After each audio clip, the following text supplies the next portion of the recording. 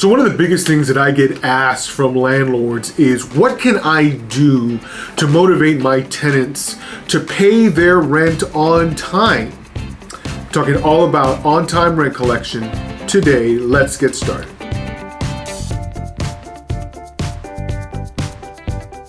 Now, it might seem silly that you would even have to go through this operation to get your tenants to actually pay their rent on time.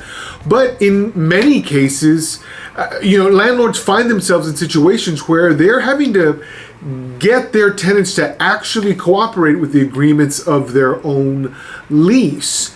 And so what I want to give you are a few tips on what you can do to make sure that this is not something that you regularly or routinely have to do. Find ways where you can interact with your tenants ahead of schedule to prevent them from future delays or future attempts to simply not pay their rent on time. So when it comes to collecting rent on time, who is the most important person factoring in on this equation? And that's really simple. The landlord is the most important person in this transaction because it's the landlord who sets the tone for how rent should be paid. A very relaxed landlord who says you can pay whenever you want, or by their behavior doesn't seem all that bothered when rent is paid 4 days or 5 days or 10 days late, is sending a very clear message to their tenant that on-time payment just isn't that big of a deal. But if that's not your intention, if what you're really trying to say is, man, I'm trying hard not to be an unbearable landlord, you might be sending a conflicting message by telling your tenant, look, I do want you to pay, I'm just not going to make a big deal about it when you don't. If instead what you mean is, look, I want you to pay on time, and anytime you don't, here is the procedure I'm going to go through to make sure that this doesn't happen again. You need to take the initiative to make sure that your client is crystal clear on the fact that rent should be paid on time and you will accept nothing less. And while this might seem simple enough, one of the easy questions is, well, when is rent actually due? I get asked this question all the time, and a lot of people misinterpret what I mean by it. Now, across the US, different states are going to have different rules for when late fees will accrue on a residential lease. But really, and this is generally the case, the fact that a late fee can't accrue until some later date doesn't necessarily change when rent is owed. Basic text in most residential leases says your rent is due on or before the first day of each month. Now, your lease might say something totally different. I've seen some pretty wacky leases out there, but the majority of leases say something to that effect, on or before the first day of the month. And you should make it very clear to your tenant. As a landlord, it should be crystal clear to your tenant that you expect the rent to be paid on or before the first day of each month. If that's not clear, then maybe you need to re-emphasize it. And the best time to emphasize it is actually on the day of lease signing, when you're handing over the keys, when they've paid you first month's rent and a deposit, and they're ready to sign that lease, and you've gone over all of your expectations, your house rules. I expect the rent to be paid on the first day of each month. You can pay it early if you want, but paying it late is likely going to be met with a notice of default. Explain to them that even though late charges cannot be assessed until a later date, it's very likely that on day 2 of the rent month, that rent is late, and they're probably going to get a written notice about that. By making it crystal clear that rent is due on the 1st, you're going to do yourself a lot of favors and just seal it in the mind of your tenant that your expectation is rent gets paid on the first day of the month. If rent collection is something you enjoy as much as you enjoy these videos, show us that by giving us a like. We appreciate it. Thanks.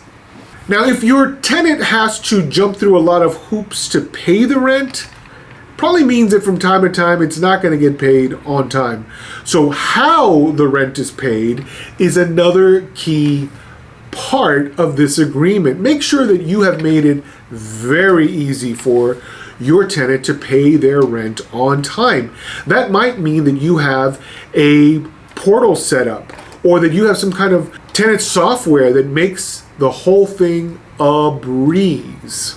If you're curious about what this kind of software looks like, feels like, how it works, how it might help you in your business, we've partnered up with rentready.com. There's a link below in the description. Feel free to check them out and see if this is something that might revolutionize the way that you collect rent. You can add an unlimited number of leases and properties to this program, and the charge is the same every single month. Again, check them out at rentready.com. There's a link below that you can use. I welcome you to try it out. But whatever method you use for collecting rent, make sure that it is easy for your tenant. If you're making them drive clear across town, that's not easy. It's likely going to result in some form of delay. If the only way they can get rent to you is through the mail, again, that's likely going to cause delay. It might even result in lost payment. If you are the way they pay because you go to their door and you knock, again, that's likely going to be a source of delay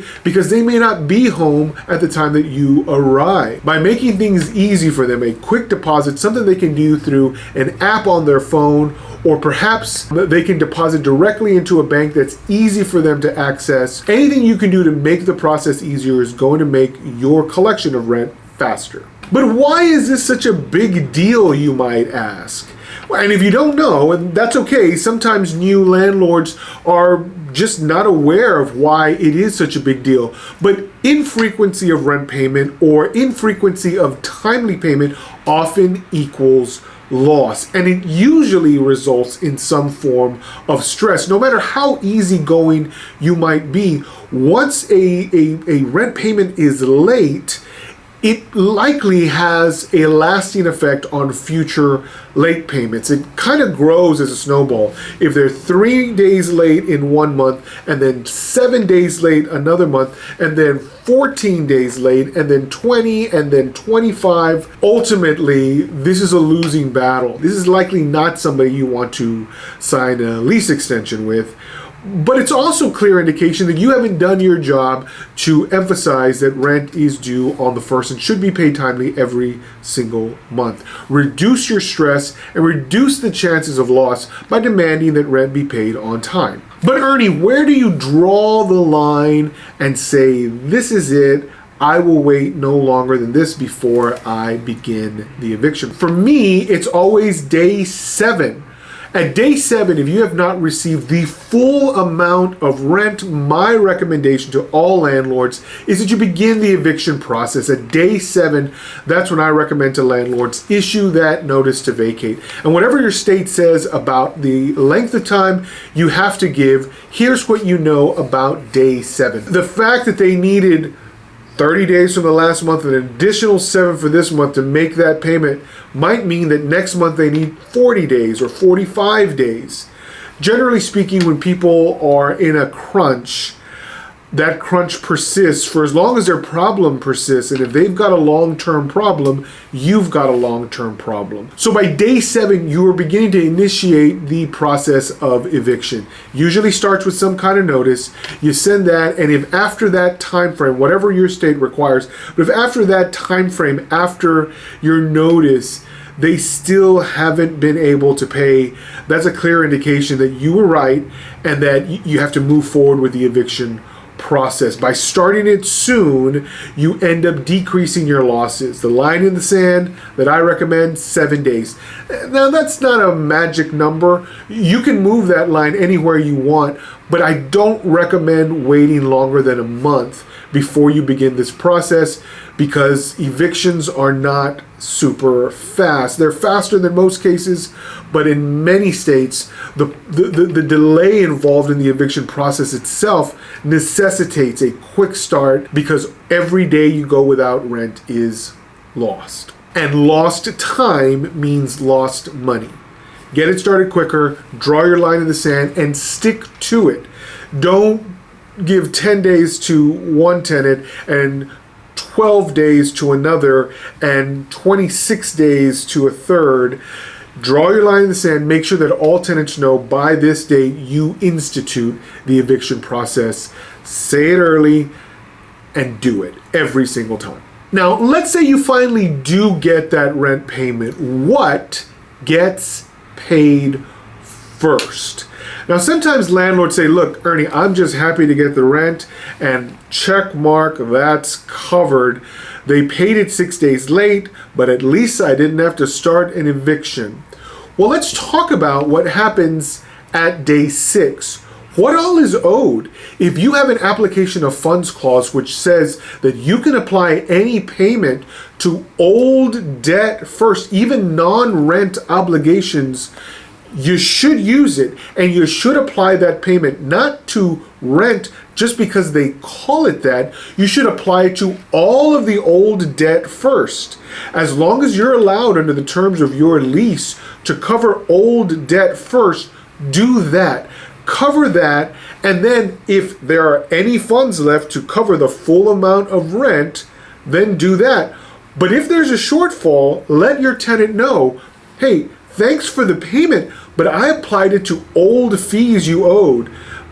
You had pet charges from last month, you had late fees from last month, you had an HOA bill for holding your trash cans out in the front yard way past the deadline.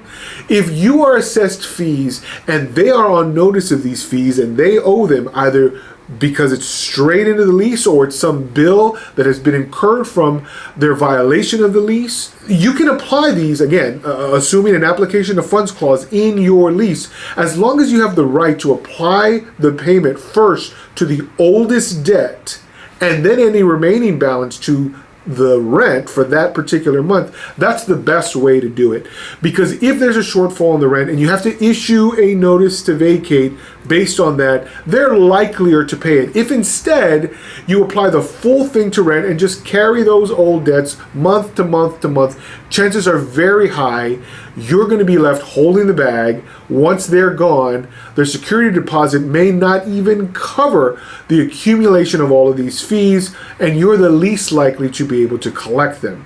If you do it during the tenancy and apply those funds every single time in this way, you're the most likely to collect everything that you're owed, and it's the best practice. Again, this is also something that I recommend covering before you hand over those keys at the time of lease signing. That your practice is, if they owe debt from the previous month, their next payments go in there first, so that there are no surprises. By collecting rent in this way, you're likelier to ensure a smooth practice of rent collection, both on time and to the full amount, because this is the only way you as a landlord are actually going to make money from this endeavor. It's also the only way that you are likely to keep a stable, frequent, on-time payment. By having a plan in place and by instituting that plan and sticking to it every single time, you are going to make the absolute most money, and you're going to have the least amount of stress doing it. For additional content on this channel, YouTube seems to think that this video right here is absolutely perfect for you. Watch it and all the rest of the content on this channel. We appreciate your time and your comments. Make sure to give us a like if you are enjoying what you see. But until next time, happy leasing.